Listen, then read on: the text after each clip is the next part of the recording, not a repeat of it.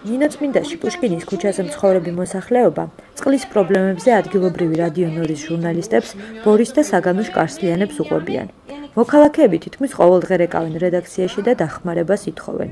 მათი პრობლემების დროული გაშუქებით ჟურნალისტებმა მსმენელის ერთგულება დაიმსახურეს. Если что-нибудь, какое-нибудь событие, там какое-нибудь мероприятие, они сразу появляются, ребята, записывают, спрашивают все и по местному радио передают быстро, хорошо, качественно. Люди даже обрадуются, что новости какие-то есть, они уже в курсе дела. Сейчас жизнь так сложилась, что люди далеко от своей родины, и они много информации не знают, кто-то работает, кто-то далеко. Но благодаря радио Нору очень сейчас много информации, мы кто вдали очень много чего знаем о нашем родном городе, нашей родине. Нинацминское общинное радио. თუმცა ხალხის ნდობისა და ყურადღების მოსაპოვებლად რადიო ნორის თანამშრომლებს დაუღალავი შრომა და დიდი დრო დასჭირდათ. ნორი პირველი სათემო რადიოა საქართველოში, რომელიც 2006 წელს რამდენიმე დონორმა ორგანიზაციამ შექმნა. რადიოს დღემდე ადგილობრივი თემი ფლობს და მართავს. დონორებმა მოსახლეობას ჟურნალისტიკის სამთვიანი კურსი ჩაუტარეს და თანამშრომლები მონაწილეთა შორის შეარჩიეს.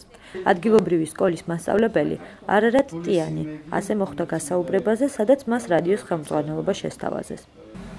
Я сразу не поверил. Мне показалось, что, наверное, они смеются надо мной. И Звят Коридзе очень коротко и конкретно ответил. Мы, значит, увидели тебе того, кто сможет руководить этим радио. Так и пошло и поехало. 12 თანამშრომლითა და 100 ენთუზიასტი მოხალისით, რომლებიც ნორისთვის პროგრამებს ამზადებდნენ, რადიოს საქმიანობაში საზოგადოების ყველა ფენა ჩაერთო. 80 წლის ზოია აბელიანა საკუთარ ლექსებს კითხულობდა ეთერში. ახალგაზრდების ჯგუფი კინოსიახლეებს აცნობდა მსმენელს. სკოლის მოსწავლეები კი ნინო წმინდაში ჩამოსულ ამერიკელ მოხალისეს ინგლისური ენის რადიო გაკვეთილების მომზადებაში ეხმარებოდნენ. მაია გრიქორიანი ახალ ამბებს აცნობდა მოსახლეობას და კულინარიის შესახებ გადაცემას უწყებოდა. Представь себе так. Комната, где ты и микрофон. Никакого кадра, никто тебя не видит. Без комплексов, от души. Вот как мы с вами разговариваем, вот прямо без всего, вот так очень открыто, очень хорошо. Вот так мы разговариваем с микрофоном. Получился эфир уникальный. თუმცა დაარსების დღიდან რადიო ნორი სამაუწყებლო ლიცენზიის მოპოვებას ცდილობს. რადგან საქართველოს კომუნიკაციების ეროვნულ კომისიაში ლიცენზიის გაცემასთან დაკავშირებით გადაწყვეტილება გაჭიანურდა, რადიოს მფლობელებმა ქალაქის ცენტრში, იქ სადაც მოსახლეობა იკრიბება, საცხოვრებელი სახლის კედელზე ხმის გამაძლიერებელი დაამაგრეს და ასე მიაწვდინეს ხმა მსმენელამდე. თუმცა ცივ-ზამთარში გარეთ დგომა ადგილობრივებს ძალიან უჭირდათ.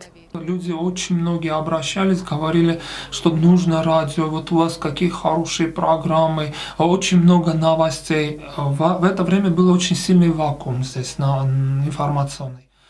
ორწლიანი მუშაობის შემდეგ რადიო ნორს გრანტი ამოეწურა და ვერც სამაუწყებლო ლიცენზია მიიღო. ხმის გამაძლიერებელი ჩამოხსნეს. რედაქცია დაიხურა და სამუშაო ჯგუფიც დაიშალა.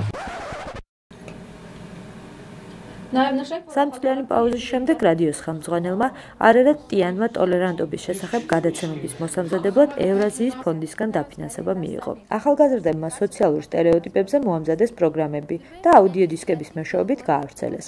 მათ გადაცემები გენდერს და სექსუალურ უმცირესობებსაც მიუძღვეს. Люди слушали, говорили, вы интересно такой риск делаете, говорить здесь об этом.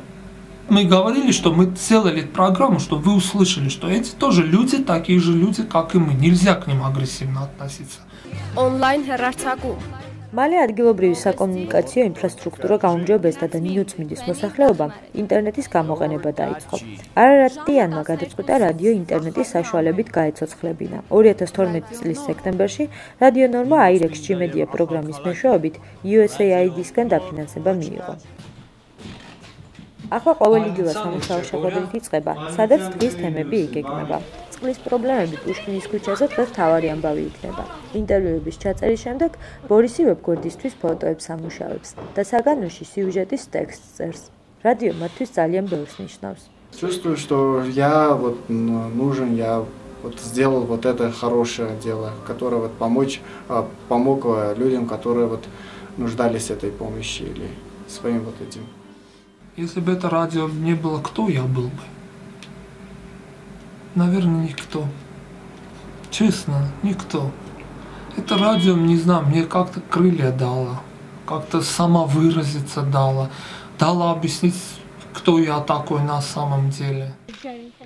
ნინოწმინდებისთვის კი რადიო ნორი ის ადგილია, სადაც აუცილებლად დაინტერესდებიან თუ რატომ არ მოდის მათ ონკანში წყალი.